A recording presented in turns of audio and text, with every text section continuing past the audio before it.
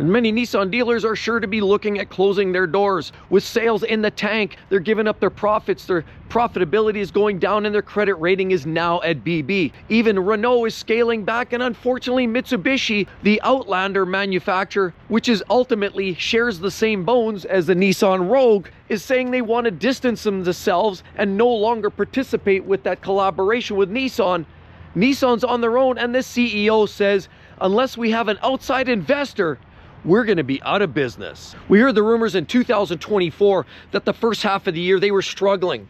They couldn't even make 99% of the profits were gone because of they're trying to incentivize these products. The Rogue and some of these vehicles that just weren't selling. The GTR was priced itself out of the market. And this year, 2025, is the final year. They're done. The GTR is going away. Now the Z car is gaining its blue color that you find in the GTR, but the R35 is gone now for good. Unfortunately, that stacks in the ranks with a lot of other models that a lot of people were buying but no longer want to have anything to do with.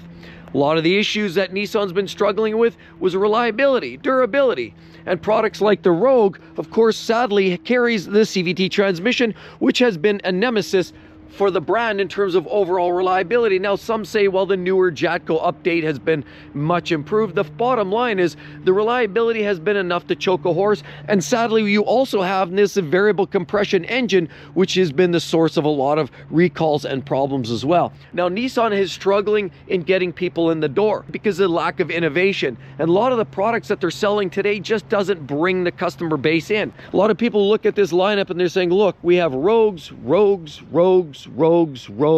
and more Rogues. And even with Nissan, with some of the lowest cost vehicles on the market, like the Versa Note, there's some vehicles that people can afford. Their collaboration partner, of course, Mitsubishi, who no longer wants to be part of Nissan's business model, also creates a subcompact vehicle that is very affordable. But they're actually canceling the Mirage. That's going away too. And it feels like the entire market is making this drastic shift to something that's a little bit more high trim level.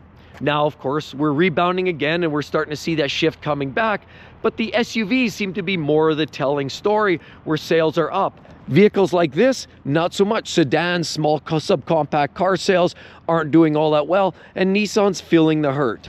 And vehicles like the Nissan Titan, here we have a nice little Platinum Reserve. These were great trucks and they had a lot of promise. You had a V8 engine, naturally aspirated, and a lot of people were buying these. I know people personally that own Nissan Titans and they love their vehicles. They love the way it drives, they love the technology, and they love the style of it. But it's just not enough. When you get the big three and the heavy loyalists buying products from Ford, GM, Ram, it's a tough market to break into. Even Toyota Tundra has struggled, and now even with Toyota's issues with the recalls and the engines, people are seriously losing interest in the Toyota brand. But even the Nissan Titan, it was just never that truck that appealed to a broad enough audience, and as a result, they pretty much canceled the Nissan Titan. Part of the problem with Nissan isn't they haven't been providing enough innovative product. They have certainly one electric vehicle. Of course, the Leaf went away. They don't have the hybrid drivetrains that a lot of other manufacturers have been providing, like Toyota, Honda. Every brand is getting into hybrid, and that seems to be the space that is taking up a lot of customer base now.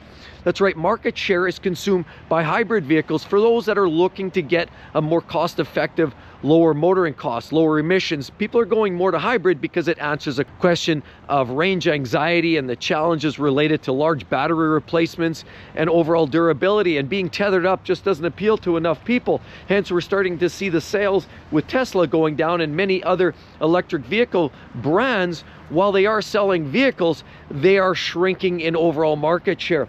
The ICEs are what clearly a lot of people are buying, but unfortunately Nissan's got a lot of vehicles that just are not that appealing. And with even small vehicles like this little Kicks, some people are buying them, but it's just the overall durability that has been struggling. Of course, CVTs and some of the engines and drivetrain combinations that Nissan's been putting out have been creating all this reluctance by the customer base. They're typically going somewhere else. The Hondas and Toyotas, what they know, go with what you know, as they say.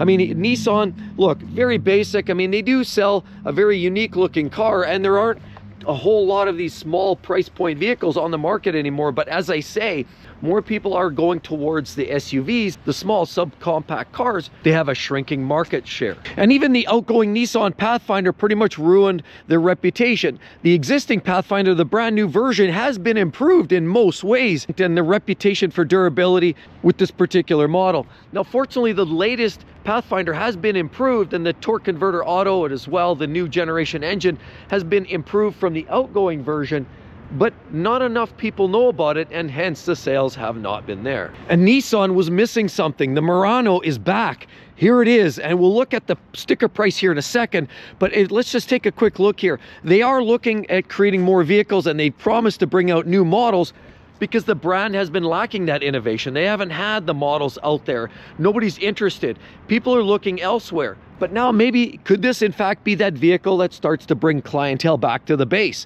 Of course, they've given up the GTR, and realistically, most of their models just are lackluster, the ones that are existing. Now, here's something fresh. We have a new style headlights. I love this. Now look at this. You're going with the Ferrari F80 look. It has that black strip across the front. It's definitely a unique look. It's going for that more electrified look on the front grille. Certainly kind of a unique finish on that. More of a EV style rim. Naturally, what you have is fold-away mirrors that look like on the Jag F-Pace. Here you've got a nice touch on the handles, and look, you even get a little sunroof on top. Double fins. This is a shark on wheels. Yeah, it's a nice little revamp on the Nissan Murano. As you'll see, I love these new taillights too. Nissan, the newer badging, but the Murano SL. Is this in fact the beginning of the product line that's going to bring people back to the brand?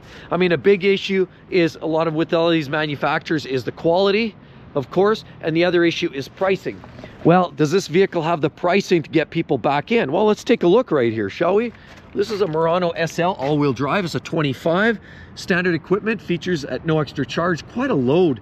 You've got alloy wheels. They're 20-inch, 255s, heated washer nozzles. You get taillights, LED taillights, enhanced intelligent 3D surround view.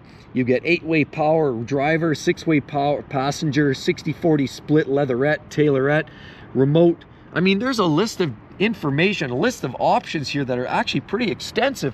You get a lot of features. The interior looks quite nice too. You do get a nice revised interior on this new Murano as well. Nicely done. But here we are. This is the new price. $52,828 for this new 25 Murano SL all-wheel drive. And 50 grand is a significant amount of money. Again, we tack on the extras, you put on the PPF and the floor mats, and taxes, now you're at $60,000.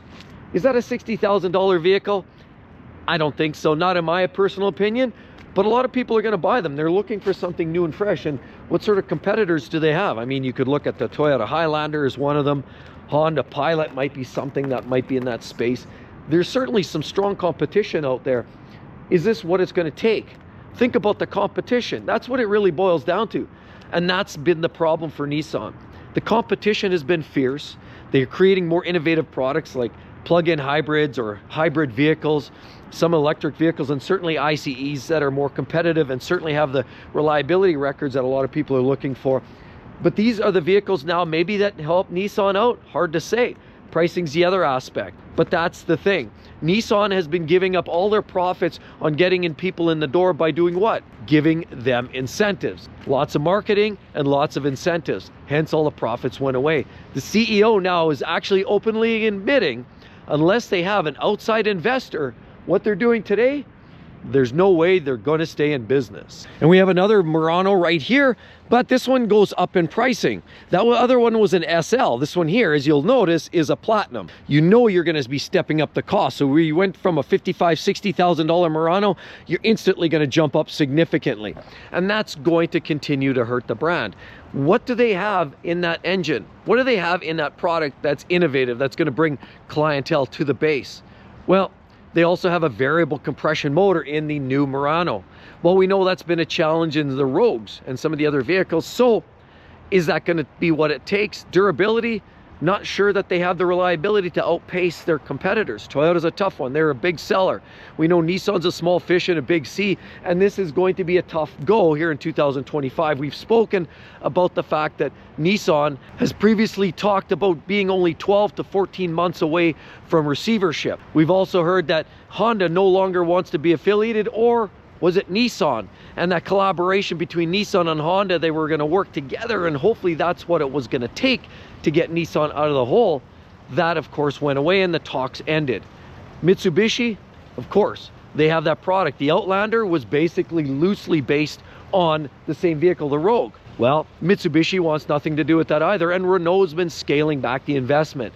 That leaves Nissan standing alone, looking for outside investment. The way it stands right now, the CFO got walked. They're looking at currently replacing the CFO. And as I'm filming this video, the discussion within a day or so, they're saying that the CEO is likely going to be replaced.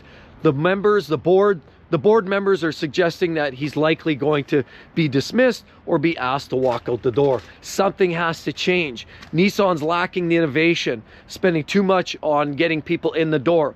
We've already had the conversation of Nissan as well as Infiniti having to double up under the same roof because they can't afford to keep the lights on each individual dealership. There's been discussions as well as possibly buying out individual franchises just for the sake of eliminating some of the lower profit dealers that just aren't selling their products. And I personally know somebody who's got a late model Nissan Sentra, very disappointed. The audio stereo system's not all that up to task. Of course, you look at the center screen, it's very small. The plastics don't inspire, and he's just very disappointed overall.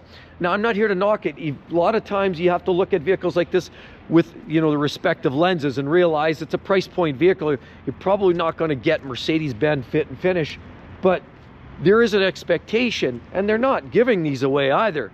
So ultimately, driving these vehicles maybe aren't the most inspiring. If you want to spend $25,000, $30,000, you can get into a new Sentra. But bottom line is, with the lack of innovation, with fewer models and many more models going away, like this and the GTR, the fact that their credit rating has been dumped and investors are getting extremely shy about even saying the word Nissan, it begs the question, how much longer can they survive? Are these dealerships going to be failing here soon? And is this the beginning of the end? We sure hope not. We all love innovation. We love choice. And if we only had one choice, that wouldn't be wonderful. We just all hope Nissan can figure this out sooner than later, get back on track, start creating vehicles that we enjoy driving, because people lost the passion for these brands.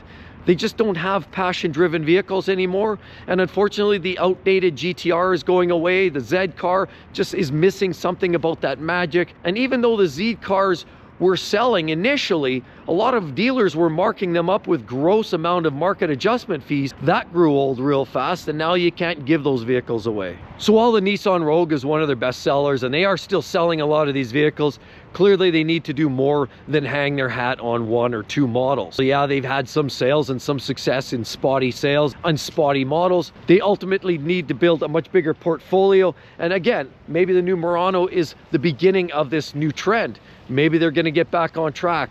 Let's keep our fingers crossed. I'd love to hear your thoughts. What do you think the future looks like for Nissan? Because the way it stands right now, everybody seems to be isolating themselves from the brand.